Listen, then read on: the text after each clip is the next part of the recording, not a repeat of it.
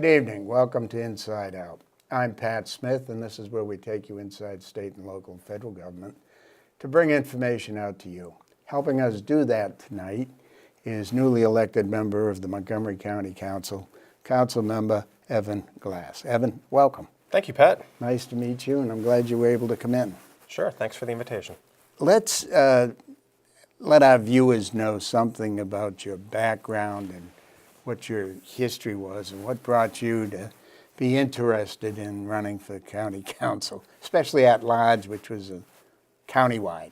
Who am I and why am I here? Yeah. Right. So I'm originally from Long Island, New York, and grew up in a household with a mother who worked 2 jobs, and I was home a lot by myself, and I watched a lot of television, which probably explains why I came down to Washington, D.C., studied at American University, and got degrees in journalism and political science. And after that, I worked at CNN. And I was an off-air reporter at CNN, a journalist and producer, covering Congress and politics and presidential campaigns, and I loved it. It was a dream job to travel the country and roam the halls of Congress. And around the same time, I moved from Bethesda to downtown Silver Spring when the holes were in the ground. And I saw the vision that I could park my car at my apartment, which was affordable at the time, and take the Red Line Metro to Union Station, knowing that I'd be able to get there in a safe and efficient manner. And a number of years later, after I moved to a few different places in the area, I was walking down the street and the sidewalks were crumbling. And then as I was trying to cross the street to get to the Metro, there were no designated crosswalks. And I thought to myself, I know how Congress works, I know how the federal government works, but who do I talk to in my own community about getting these pedestrian infrastructures in place? And I spoke to a few people, and lo and behold, we ended up forming a neighborhood association. I became president of that neighborhood association and started advocating for my community. And I'd be on Capitol Hill during the day, being an objective journalist, but I'd come home at night fighting for my community and issues like pedestrian safety, really, and things my bosses couldn't say were political, because how can you argue against safe roads? And 15 years later, here I am, a member of the Montgomery County Council. Congratulations. Thank you. How has it been so far? So far, so good. A little more than 3 months in, and I recently introduced my first piece of legislation, which is the Montgomery County Pay Equity Act. And the reason this is my first piece of legislation is because when I was first sworn in, I started bringing on members of my team, started interviewing folks, and when I was moving them through the human resources process, I was told that they needed to provide pay stubs. And I thought to myself, why should my prospective hires have to produce pay stubs for the salary I'm offering them? And digging a little deeper, using my journalistic mind, I learned that the county policies allow for the HR directors or managers to use their discretion in relying on pay stubs. And so what we know at a national level is when you rely on pay history to set future salary, you are perpetuating an income gap that exists, particularly between men and women. And that income gap is stark. Here in the state of Maryland, women receive about 79 cents for every dollar a man makes, and for women of color, it's even worse. About 69 cents for African American women and 47 cents for Latinas. And so as I went through this process, I learned that the county government had perpetuated some of this, and some of the numbers that we found in our research were quite alarming. And so I'm proud that my entire county council colleagues, all of my colleagues, and the county executive and women's groups and labor are supporting this effort to do right here and make sure that a fair day work equals a fair day pay. I was shocked at the numbers you came up with. So let's talk about that a little bit. I just couldn't believe that many women in the county government were. So in doing some of my digging, the numbers and the data that I found was just startling and alarming. One case in particular was within the Department of Health and Human Services. There were 13 individuals hired during a time period, 12 women and 1 man. That 1 man makes more than all of the women each of the women, and the range of salaries between were so vast. The highest paid woman still makes $5,500 less than the man, and the lowest paid woman makes $31,000 less than the man. And they are at the exact same grade as a manager within the Department of Health and Human Services. Incredible. Incredible. And I'll share with you another statistic. In the Department of Transportation, 4 managers were hired. The woman and 3 men. The woman has been working there twice as long as all of her male counterparts, yet makes between $8,000 and $28,000 less than the men. Oh, come on. So here we are in $28,000 2019 in progressive Montgomery County, and this pay equity is a problem here at home. It sure is. It sure is. Are you going to be able to, will this Pay Equity Act, is that going to allow adjustments for them to jump up to where? So that is a really could good be. question. There's a lot more that we'll have to do to correct the injustice that is currently within the system that I just spoke about. But as we look at fixing the system and doing right by all of our employees, this is the first step. And we have to recognize that the problem, or one of the problems, exists within our hiring process. So once this bill is passed and becomes law, it'll take effect 90 days later. Right now, the county executive is still in the hiring process for Director of Human Resources at the county level. And when that person comes on board, I'm going to make sure that I work with that individual to figure out how we can do right. And to repair the damage that's been done and continues to be done. But as you say, the first step is on the hiring process, on the front end of those being hired now, that you make sure that they're on. That's right. Basis. And you know, this data has existed, and it took me to dig into it and present it in a way that shines some light. And as a former journalist, I think sunshine is always the best policy. And I'm not exactly sure the steps we need to take beyond here to correct these wrongs, but we have to address it first. It's going to be somewhat complicated. I think that's probably true. To be able to do that, and there'll be a lot of hard feelings. Yeah. That. Well, and it's good that the county executive is on board, and through his support, the Director of Human Resources will work with us. Yeah, indeed. Yeah, one would expect. I hope so. That's right. So what else do you have? And this wasn't a campaign issue. This is something that you became aware of when you started hiring in the system. If you had asked me when I was a candidate, one of the 33 candidates running for an at-large seat on the county council, what my first piece of legislation would have been, this would not have been it.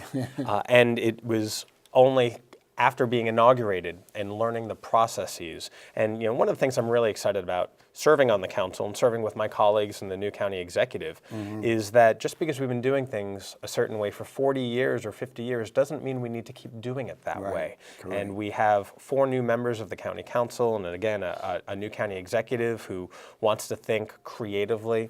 And this is just this piece of legislation is just one way that we can keep rethinking the way we operate. You know, more broadly, the 2 committees I serve on the county council, I serve on the Health and Human Services Committee, and I also serve on the Transportation and Environment Committee. And within the council, I've been selected, or I'm the lead person on issues related to homelessness and vulnerable communities, which is part of my HHS portfolio. And in part of that, over the last 3 months, I've been visiting a number of the homeless shelters that we have throughout the county, and some of the soup kitchens as well, figuring out what we're currently doing to help those who most need help, and what we can do better to improve their lives here in Montgomery County. As an aside, we had just recently the executive director of the homeless, Montgomery Homeless, whatever. They run the Coalition for the Homeless, yeah. You got it. And it's not county government per se, it's a nonprofit. Right. And she was very optimistic that the numbers are down and that they continue to go down with dealing with homelessness here in Montgomery County. But it's a continuous fight. That's right. And the way we work within that community is it is all public-private partnerships, particularly with members of the nonprofit community that do the services to help those who need help.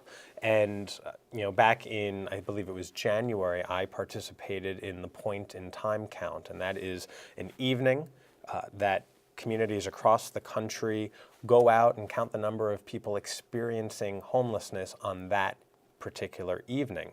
And so that becomes the base point of how many people are in need. And I walked around downtown Silver Spring with about 40 other people, and I'll be quite candid when say I was bored because we were walking around and we weren't finding many people who were in alleyways or in bus shelters. And that's a good thing. And so the county has been doing tremendous work in this space. We have essentially zero homelessness among the veteran population, and that is, we've been bending that curve for the last number of years. And for those who are experiencing chronic homelessness, we are a few years away from reaching virtual zero for those individuals as well. So we're doing great work here. It may never actually be possible to hit zero because there's always someone turning, the system's just turning around and coming back, and there's mental illness to deal with. And some of them just, they're not able to get treatment and then unwilling to cooperate with coming in out of the cold. It's like the unemployment rate. You're never going to reach actual zero, but you can reach what's called functional zero, and that's the terminology. So we have reached functional zero for veterans. It is on any given day 2, 3, or 4 who might be in the community who are veterans, and within the chronic homelessness, that curve is bending downward too. I know I work with the local Elks Lodge 15, and we've done a lot of work do a lot of work with veterans, but we were going down and setting up food tables on Sunday down on 16th Street, on Georgia Avenue, right by Walter Reed when I was there. And the veterans were just lined up on the sidewalk and homeless and unable to get any assistance. And so further up Georgia Avenue is a shelter called Progress Place. That is a relatively new facility, and that is a site where multiple nonprofit partners participate. One organization provides food. Shepherd's Table basically provides meals for individuals. Then we have another organization called Interfaith Works that provides the housing. And what is the name of that again? It's called Progress Place. Is that in the district? Or that is in Silver Spring. It is by the old fire station, okay.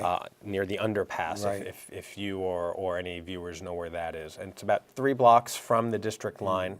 And one of the issues that we are grappling with, particularly there, are the transient nature of individuals experiencing homelessness. And so we recognize that we want to help folks, but because we live already in a very transient DC region, and for a location that's right next to the DC border, people are moving all over, and to understand where they've come from and to see if they're Montgomery County residents turns into some logistical hurdles. We'll have to do something to encompass them in the circle of the Elks Lodge and others that I know think that would be a wonderful idea. Legion and all that. Yeah. Time for us to take a quick break. Okay. I'm Pat Smith. You're watching Inside Out. With me tonight is Evan Glass. He's a newly elected council member here in Montgomery County. We'll be right back. I understand. I know it's not your typical resume. Okay, well. But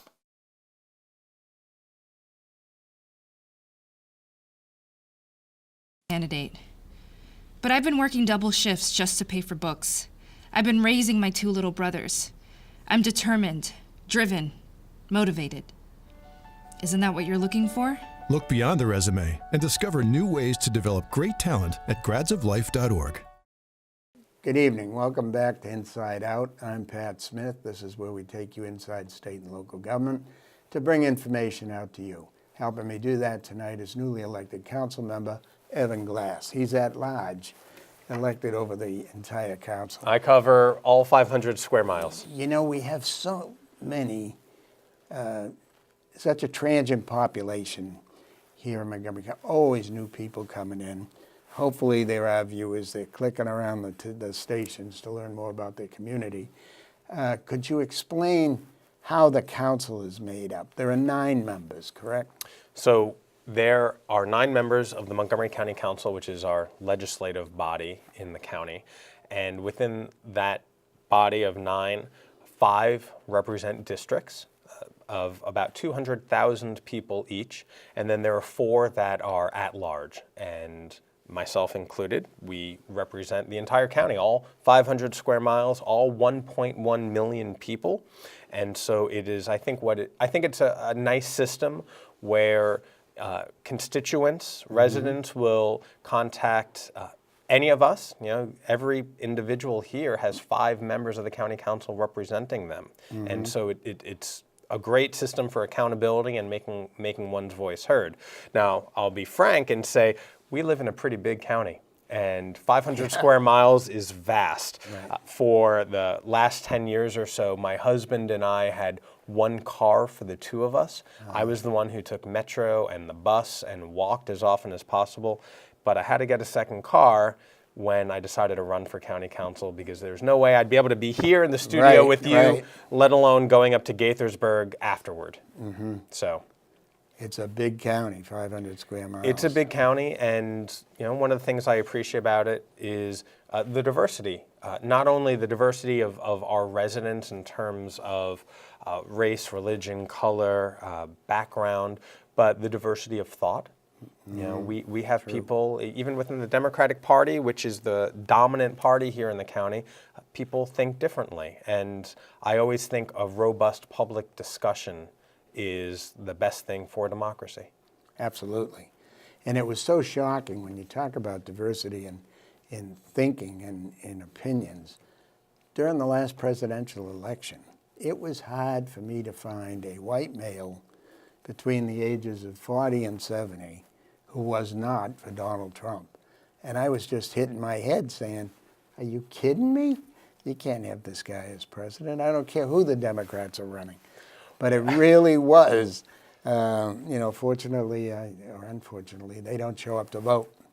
Well, you and I clearly run in different circles. I did not find many people who were enthusiastic about Donald Trump, and I think it's fair to say there are fewer people who are enthusiastic about him these days than before. But when I was on the campaign trail, and even today, people will contact me regarding policies that are being enacted or trying to be enacted down in Washington, D.C. and out of the White House. Right. And you know, probably about every third door I knocked on during the campaign was someone telling me, we got to stop Trump. We got to protect the EPA. We have to protect our immigrants. We have to protect our LGBTQ families. What can you do?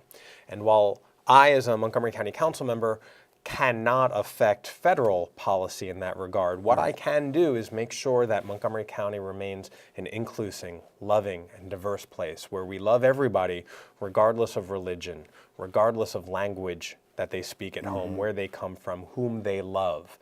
And those are the feelings, personal and policy-wise, that I bring to this role. What is the website that our viewers could look at to get more information about the county council? Particularly, where is there a map that shows this is District 3, Rockville-Gaithersburg. This is District 4. I don't know the districts because I live in 3 and I don't. So you can go to montgomerycountymd.gov/council. I believe that is the website. And there you can look at a map and see where all 5 districts are, as well as learning about all the different district council members. Mm-hmm. And their bios and things of that nature. Bios, personal websites, social media handles. I have, you were just talking about individuals, white men, 40 to 70 years old. I have some social media that I use where the demographic is probably younger than 30. And those are the individuals who I'm trying to communicate on different platforms, who might not know anything about the county government, but there are issues that I care about that clearly they care about, and they're following me on Twitter or Instagram or Snapchat, all these other platforms. Have a good time.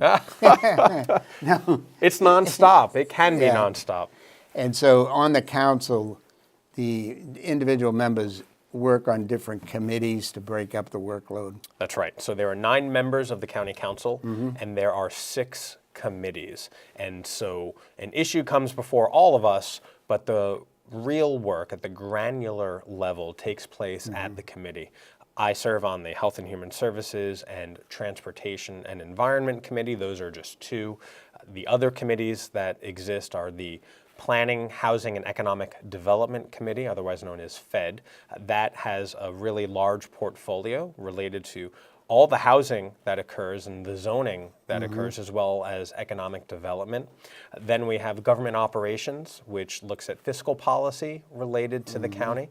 We have Public Safety, looking at all of our first responders, police, fire personnel, really important work that goes on there. And then we also have the Education and Culture Committee.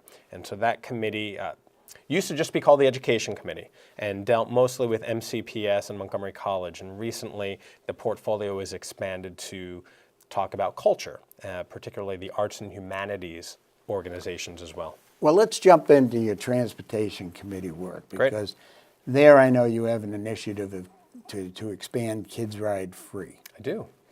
Do we have kids ride ride-on buses for free now? So what we have now is a system where students can use our ride-on system essentially after school from 2 to 8 o'clock or so, depending on where they are, but it's mostly 2 to 8 o'clock.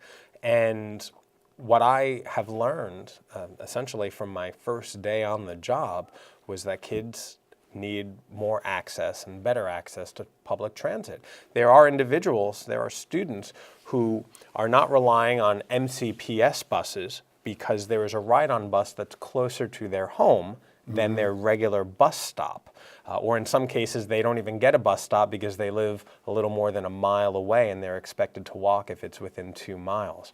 And so here are students who are paying the ride-on public transportation to get to school in the morning. Because they it's get not 2 o'clock in the afternoon. That's correct. And then you also have students who are either trying to get to after-school programs or try to get to jobs or take care of family members. And so they are being burdened by paying for it out of pocket. And my proposal that I shared with the county executive is that in his budget proposal, the FY20 budget, hoping he expands the ride-on service so that essentially it's free for students under 18 years old. And thereby we make it more equitable so they can ride free in the morning, but then allow them to use that service to find after-school programs, go to jobs, or maybe take care of their family as well. Sure.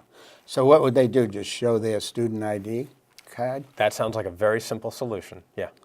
Yeah. That's what they do now, and I assume that's all that will be needed later on. And you know, the other aspect of this is fostering a culture of transit ridership. True. You know, That's good. We know how congested this region is, and at times we're stuck in traffic here in Montgomery County. And what we know is that kids these days are not trying to get a car when they turn 16 or 17 years old. Right. First-time car purchasing is getting later and later in life. True. So the earlier we're able to foster transit ridership and get students and young people to say, you know what, I might not want a car, I really like the bus, or I really want to take Metro, the better it will be for the future. If they start adding up the cost of running a car, That's right. Metro would look, and ride-on buses, public transportation would look more attractive. Indeed. Let's talk about the widening of I-270 Indeed. and the Beltway. Where is there room? Let me back up. I think the simple solution on I-270 is just simply to have reversible lanes during certain hours, rush hour. so that some of the northbound lanes are converted to southbound use early in the morning, and that they reversed in the afternoon, rather than all of the construction cost and the disruption to adjoining properties. You sound reasonable. Would you like to be Secretary of Transportation? So you just talked about 270. Let me first take 495. I live a stone's throw from 495. You know, when I open up my window in the evening, I affectionately refer to it as the ocean because I hear the cars. I hear 270. Same, right. So same situation. I have no idea how the governor plans to widen 495 without taking out parks or hospitals or schools. There is just no way, or homes, right? Yeah. So I think there are some fallacies that have been shared from Annapolis as to how easy that might be. And then 270, there is some right-of-way, and the county has been publicly supporting usage for space that is already in the public domain. And I think being able to widen to accommodate public transportation, dedicated public transportation, that's my starting point. You know, what we know is we cannot keep building our way out of transportation problems, out of traffic problems. Look at cities across the globe. And, you know, do we really want to be like some communities in China that have 20-lane mega highways that still have traffic congestion? So if we're going to widen 270, it has to have a public transportation component, or I think your sensible solution of having some reversible lanes, because we know traffic is backed up in the morning going south, and it's backed up in the evening going north. So let's use that in a more efficient manner. Well, the north in the evening is where it comes down to 2 lanes up there in Urbana. That's just a killer. Well, and that's not even covered in the governor's plan. Yeah, I don't get it. I've been in close communication with our colleagues in Annapolis and members of the House of Delegates and and the Senate as well. The county council is on board in supporting various legislative proposals to make sure that whatever the governor does is done in a smart and efficient manner. There are a number of pieces of legislation, too many to go into right now, but I encourage people, if they're interested in this issue, write their legislators in Annapolis. And they also discussed the possibility, as we're wrapping up here, of toll lanes. And I'm in the Ike Leggett School of Toll Lanes. No, no, no, because it's discriminatory against those who can afford it and those who cannot. Well, the only reason I understand it, the only reason that we have toll lanes is so the governor can go around saying, well, this is a cost-free proposal. And that's it. Yeah, right. And so if there is no money for this and the governor doesn't want to put money out for it, if something sounds too good to be true and sounds free, there's something's fishy there. Yeah. Evan Glass, tell our viewers how they can contact you. So you can contact me by sending me an email, councilmember.glass@montgomerycountymd.gov, and you can also go to the website I mentioned, montgomerycountymd.gov, and go to the county council link. Great. Thank you very much. We'll be glad to have you in again and check on the progress of your efforts on the pay equity and also on the Kids Ride Free. I'd be delighted. Thank you, Pat. Thank you. I'm Pat Smith. You've been watching Inside Out. Have a good evening.